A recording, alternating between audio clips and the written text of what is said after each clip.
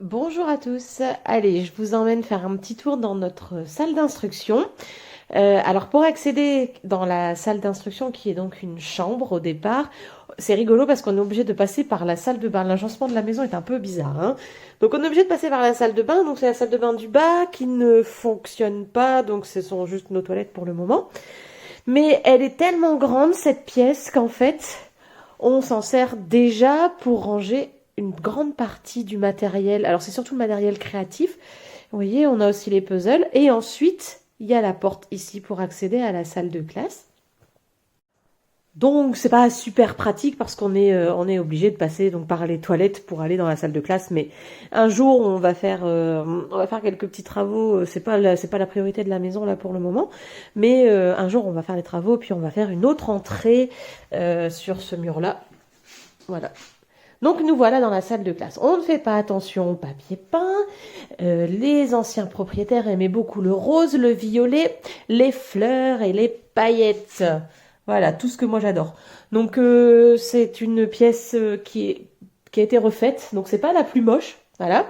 Mais c'est pas vraiment mon goût. Et puis c'est pas ce qu'il faut pour une pièce qui est dédiée à l'instruction. L'idée, ça va vraiment de faire quelque chose de neutre pour que les enfants puissent vraiment se concentrer. Alors, donc une petite chambre en fait, d'accord? Voilà, alors avec la caméra, on voit pas très très bien, c'est dommage. Mais voilà à quoi elle ressemble en vue large. Quand on rentre, on a donc les deux bureaux. Le bureau de Malo qui est juste en face de la porte, le bureau de Zélie qui est un peu en décalé. J'ai mis Zélie volontairement là-bas dans le fond parce qu'elle a beaucoup plus de difficultés à se concentrer, mademoiselle. Et donc comme ça, elle regarde pas toujours ce qui se passe par la porte, même s'il se passe pas grand-chose, puisque ce sont les toilettes, et qu'à part nous, il y a papa qui est là 3 fois par semaine parce qu'il fait du télétravail, mais il est à l'étage.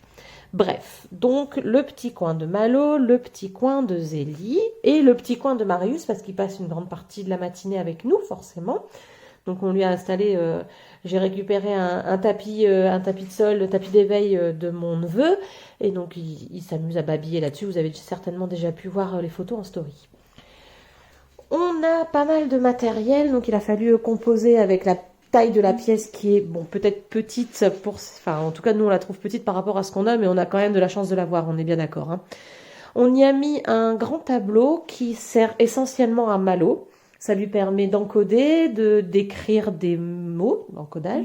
Ça lui permet aussi de faire quelques calculs, d'apprendre à former ses lettres. Voilà, c'est un outil qu'il utilise beaucoup. Il l'aime vraiment beaucoup ce tableau et ça tombe bien.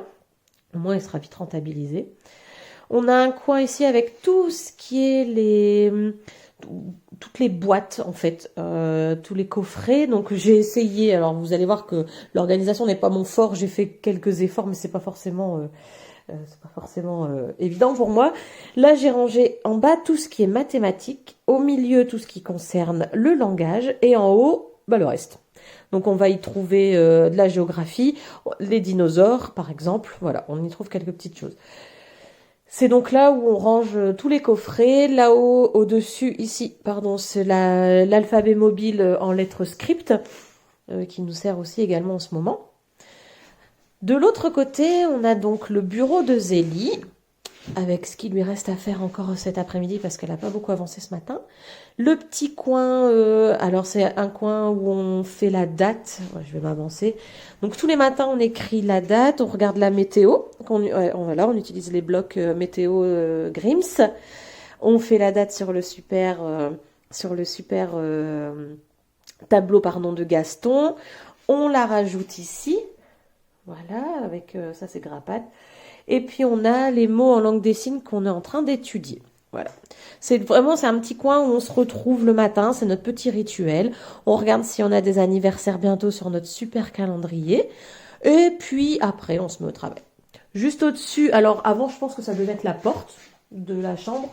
Mais c'est tellement pas pratique parce que juste à côté, c'est la porte d'entrée que je pense pas qu'on va refaire l'ouverture là. Toujours est-il que c'est pratique pour ranger le matériel. On y trouve notamment toutes les cartes de nomenclature. Voilà. Et après, donc la grande bibliothèque, j'irai vous faire un petit tour enfin on regardera ça après. Le matériel Montessori, enfin une partie du matériel Montessori, et puis du rangement, parce qu'il en faut, n'est-ce pas? Donc voilà, ici on a donc le matériel Montessori, pas forcément celui qui est le plus utilisé par les enfants, mais celui qui est rangé. J'ai vraiment fait comme je pouvais par rapport à la taille de la pièce et la quantité de matériel qu'on a. Toujours est-il qu'on a ici, donc ça c'est pour les multiplications, et puis après c'est la banque, ça c'est souvent utilisé par Zélie. On a également là les tables de Seguin, pardon, c'est Malo qui les utilise. Ici, ce sont les symboles Montessori de grammaire, donc forcément ce sont Zélie. C'est Zélie pardon qui va les utiliser. Après le reste, pour le moment, on l'utilise pas vraiment. Voilà, je pense que ça va être plutôt destiné à Marius d'ici quelques années. Et enfin, un peu de rangement pour y mettre toutes les cartes qui rentrent pas. Alors ici, on a des gommettes, par exemple. Ici, on n'a rien. Des boîtes. Là, ce sont des fausses pièces de monnaie pour travailler la monnaie. Des boîtes pour faire du transvasement, par exemple. Donc voilà. Et puis, il y a ici, dans le coin, là, ce sont tous les cahiers que les enfants ont terminés. Voilà, je les garde pour le moment, tant qu'on n'a pas eu le contrôle. De toute façon, je pense que tous les ans, je vais faire du ménage. Et là, ce sont les cahiers qui sont soit commencés, soit qui attendent leur tour, en sachant que les enfants ont également chacun leur boîte, la boîte de Zélie, la boîte de Malo. Alors, vous allez entendre Marius qui babille, il est dans mon dos dans le porte-bébé. Et ça lui plaît toujours quand je raconte ma vie. Donc voilà, ça ce sont les boîtes avec les cahiers qu'ils utilisent tous les jours. Ça m'évite de ressortir à chaque fois et ils savent que dans cette boîte-là, il y a les cahiers qu'ils doivent faire pour le moment, enfin en ce moment. Voilà. Qu'est-ce qu'il me restait à vous raconter? Il me restait à vous raconter cette grande bibliothèque. Alors, tout en haut, j'y ai rangé le matériel, toutes les petites pièces, parce qu'en fait, j'ai des enfants qui sont un peu touche à tout, et je sais très bien que si je laisse ça à portée de main, j'en aurai partout, et puis c'est pas possible de ranger à chaque fois derrière eux. Donc voilà, là c'est du matériel éducatif, donc on le sort que quand on en a besoin. Tout le reste, ce sont des livres. J'y ai regroupé les livres de lecture et tout ce qui est documentaire, voilà, tout ce qui est éducatif. Les histoires, les albums, tout ça c'est en haut. Alors, qu'est-ce qu'on va y trouver? J'ai voulu ranger par thématique.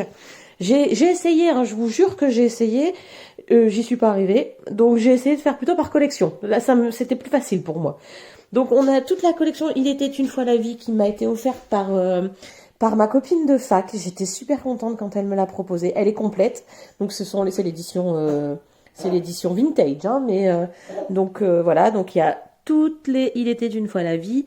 Puis après on aura un peu de tout. Voilà, je vous montre vite fait, hein, parce que je peux pas vous faire titre par titre, mais il y a un peu de tout. L'idée, j'ai vraiment envie d'essayer quand même de les ranger par thématique. Vous savez, le français, les mathématiques, la biologie par exemple, tout ça, l'histoire, la géographie, tout en essayant de garder quand même les collections. Je pense que ce sera bien plus pratique. Alors là, on a ma collection préférée.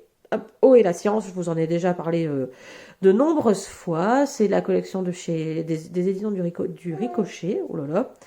Donc il y a cela, les petits docs que Malo adore en ce moment, enfin depuis plusieurs années maintenant. Ah, ça commence à s'énerver dans mon dos. Tous les livres de lecture. Alors c'est les livres de première lecture, parce que les petits romans, maintenant ils sont en haut dans la chambre de Zélie, parce qu'il n'y a pas de place. Encore d'autres petits documentaires. La collection des Willy Wild qu'on a gagné pendant les grandes vacances, pendant les vacances de Noël, pardon. J'étais super contente parce que j'adore ces petits livres. De l'histoire, de la géographie, voilà. Ici, alors on a des contes, on a quelques petits magazines, des livres de mathématiques et puis les grands récits Montessori. Voilà. C'est donc dans cette pièce qu'on passe la majeure partie de notre matinée. Ça, c'est ma place pour le moment. En fait, quand j'ai aménagé la pièce, vous allez trouver ça très drôle, j'ai pensé aux enfants et j'ai pas du tout pensé à moi qui allais passer aussi 2h30 dans la même pièce.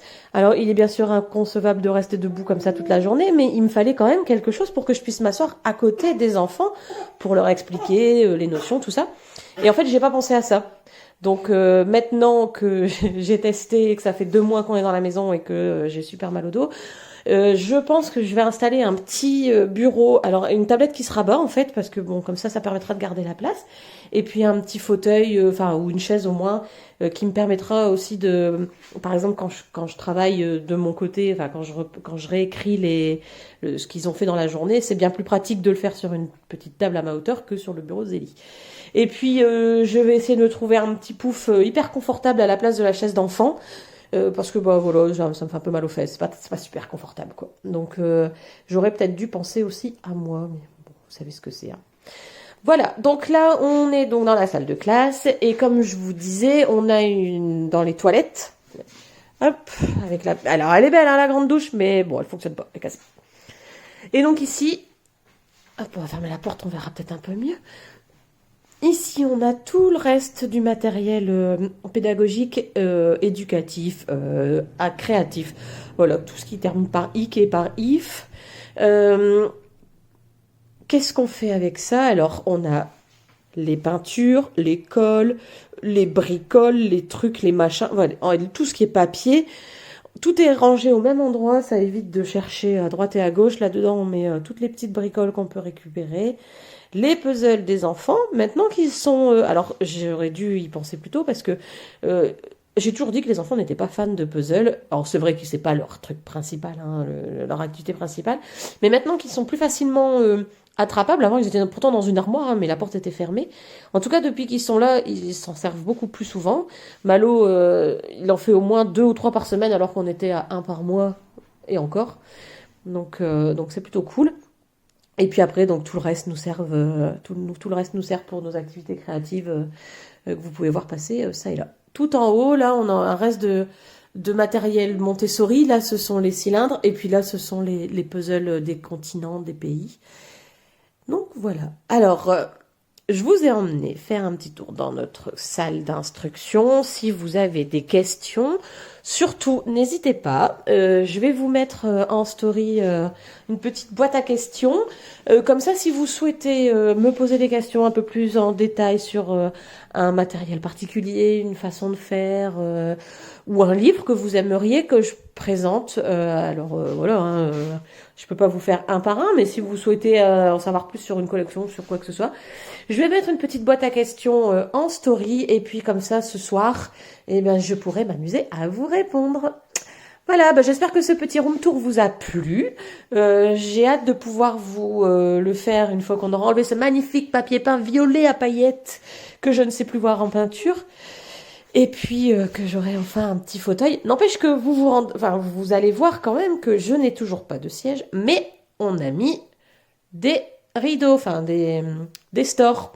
Du coup, on voit plus ce qui se passe à l'extérieur, et les gens ne voient plus ce qu'on fait, parce que souvent ça arrivait qu'on voyait des personnes qui s'arrêtaient, qui nous regardaient, puis qui continuaient leur route. Donc là, voilà, on se sent un petit peu plus chez nous, quoi.